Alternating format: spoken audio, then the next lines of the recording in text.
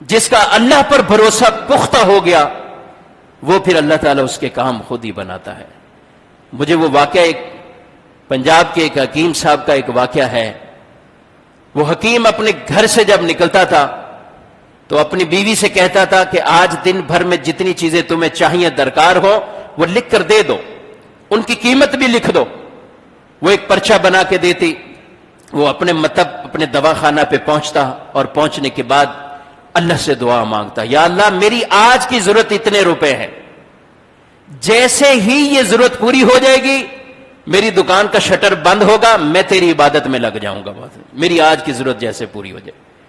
وہ حکیم جیسے ہی وہ لکھتا رہا, ایک دن ایسا ہوا کہ اس نے آ کر اپنی دواخانہ پہ جب پرچی کو کھولا تو اس کا سر چکرا کر رہ گیا. وہ گھوم گیا بالکل, کیونکہ اس کی دیگر مرچ مثالوں کے ساتھ ساتھ آگے پرچی پر یہ لکھا ہوا تھا کہ بیٹی کے جہیز کا انتظام. پہلے تو بڑا چکرا گیا کہ کیا ہوگا, لیکن پھر اس نے اپنے آپ کو سنبھالتے ہوئے, جب میرے سارے کام رب نے بنائے تو میں اللہ کے حضور ہی دعا کرتا ہوں. وہ پرچی کے آگے لکھ دیتا ہے یہ اللہ کا کام ہے, اللہ جانے. بقیہ اپنے دکان میں مصروف ہو جاتا ہے. اس حکیم صاحب کا معاملہ یہ تھا کہ کبھی صبح 9 بجے ہی بند کر کے چلا جاتا, کبھی 10 بجے, کبھی 11 بجے, جب ضرورت پوری ہوئی چلا جاتا. جس دن پرچی پر یہ لکھا بیٹھا ہوا ہے, اپنی دکانداری چلا رہا ہے, ایک شخص کوئی مسافر گاڑی والے کار والے آئے اس کی دکان کے سامنے اور اندر داخل ہوئے اور کہا حکیم صاحب ہمیں پہچانا ہے. اور آپ کیسے پہچانیں گے, کیونکہ 15-16 سال پہلے کی بات ہے, ہم یہاں سے گزرتے ہوئے کراچی کی طرف جا رہے تھے تو ہماری گاڑی یہاں پہ پنچر ہوئی تھی. میں وہاں دھوپ میں کھڑا ہوا تھا, آپ نے مجھے اشارہ کیا کہ آپ دکان کے اندر بیٹھ جائیں آ کر. میں دکان میں آ کر آپ کی بیٹھ گیا. میرا ڈرائیور پنچر لگا رہا تھا. وہ لگانے کے بعد جیسے ہی میں دکان میں آیا تو میرے دل میں آیا کہ میں یہاں بیٹھا ہوں, آپ کو بوجھ محسوس نہ ہو, چلو آپ سے کچھ خرید ہی لیتا ہوں. میں نے اپنا مسئلہ آپ کے ساتھ شیئر کیا کہ میں انگلینڈ کا رہنے والا ہوں, پاکستان میں میرے رشتہ دار عزیز کچھ فیملی ہیں, ان سے ملاقات کے لیے میں یہاں آیا ہوں. میرا معاملہ یہ ہے کہ مجھے 10 سال سے اولاد نہیں ہے ہمارے ہاں, اور میں نے بہت دوائیاں علاج کیا, میں مایوس ہو چکا ہوں. حکیم صاحب کہنے لگے اللہ سے معافی مانگو, توبہ کرو, مایوسی نہ اختیار کرو. دوائی بنائی, پوڑیاں کچھ بنا کر حکیم صاحب نے اس کی اور اس کی زوجہ کے لیے دوائی اس کے ہاتھ میں تھما دی. کہا میں نے پوچھا کتنے پیسے ہو گئے, تو آپ نے آگے سے جواب دیا کہ آج کا کھاتا بند ہو چکا ہے, ابھی کوئی پیسوں کی ضرورت نہیں. میں نے اپنے آپ کو ندامت بڑی کی کہ یہ کتنا اعلیٰ انسان ہے اور میری سوچ کتنی گھٹیا ہے.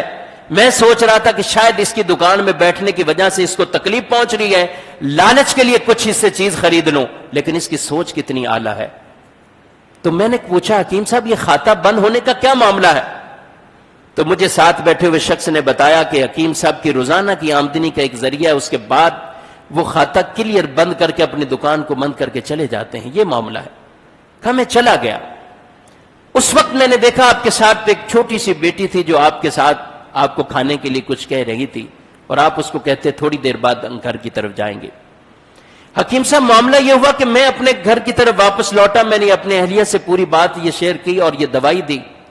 تو انہوں نے کہا ہمیں ضرور اس دوائی کو آزمانا چاہیے. ہم نے وہ دوائی کھائی ہے, اللہ تعالیٰ نے مجھے ایک نہیں 3 بیٹے عطا فرمائے ہیں, 3 بچے ہوئے ہیں میرے, اور ہم سب باہر رہتے ہیں. میری ایک بیوہ بھانجی تھی, اس بیوہ بھانجی کی شادی کے لیے ہم انگلینڈ سے یہاں سفر کر کے آئے. جب ہم یہاں اس کی شادی کی پوری تیاری میں مشغول رہے, اس کا جہیز بنایا, سب سامان بنایا, سب کچھ تیاری کر لی گئے, لیکن اچانک شادی سے ابھی ہی 1 ہفتہ قبل اس بانجی کی ایسی طبیعت خراب ہوئی کہ وہ دنیا سے رخصت ہو گئی ہے, وہ فوت ہو چکی ہے. ہم بڑے پریشان ہوئے.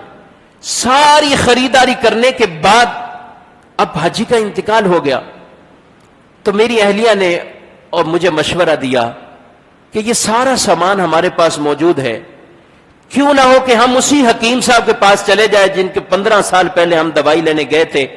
آج ان کی بیٹی اس عمر کو پہنچ چکی ہوگی کہ وہ شادی والی عمر ہوگی ہو. تو یہ سارا سامان جہیز وغیرہ سب ہم حکیم صاحب کو دے کر آ جائیں اور ان کا شکریہ بھی ادا کر دیں. کہا ہم 2-3 دن سے آپ کی دکان کے چکر لگا رہے لیکن اس کا شٹر ہم نے بند ہی دیکھا. کسی نے بتایا ملنا ہے تو صبح 8 بجے 9 بجے ہی آپ کو مل پائیں گے. آج ہم اسی وقت کے لیے آئے ہیں. آپ نے نہ نہیں کرنی ہے. یہ میری طرف سے آپ ہماری طرف سے یہ تحفہ آپ قبول کریں.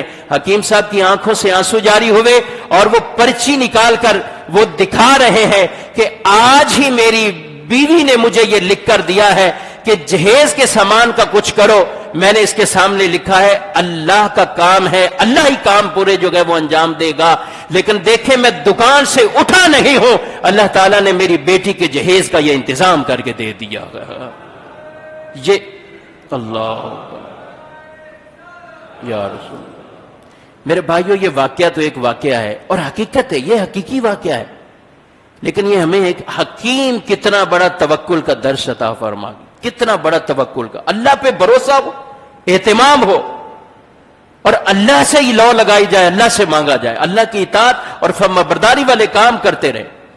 تو پھر دیکھیے اللہ تعالی ہماری مشکلات کو کیسے حل فرمائے گا. اللہ کریم رب العزت جل وعلا ہم سب کو ان باتوں پر عمل کی توفیق عطا فرمائے. آمین بجاہ نبی صلی اللہ علیہ وسلم.